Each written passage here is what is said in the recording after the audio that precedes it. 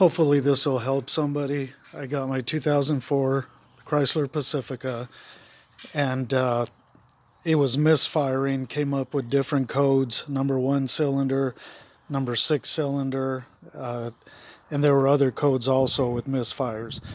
And before you spend money on coils and spark plugs and map sensors like I did, what you want to do is take your tire off and move this shroud back and look at your wiring right where your computer's at. And right here I disconnected one of the motor mounts, and the wires were on top of the motor mount, right touching this right here. And when I undid all the tape and everything, well, I knew it was damaged anyway because it had worn through the tape and through the plastic.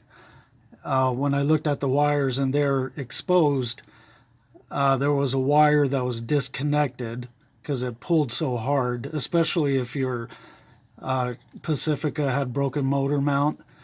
What it does is stretches this out and it puts a lot of pressure on there. And anyway, so I took all this off right here, and I noticed that the wiring, one of the wirings were disconnected, and it had exposed wires which would actually arc against each other. And I don't know why Pacifica made it like that, but they put the wires in the wrong place. And also you can check on the top part, as you can see right here. See, this is metal, and that's your wiring right there, and you could tell that it's dug in a little bit, but I don't think that it hit the wires. But again, engineering, they shouldn't have done that. So if you're getting misfires, don't do like I did and buy a bunch of parts and put them on.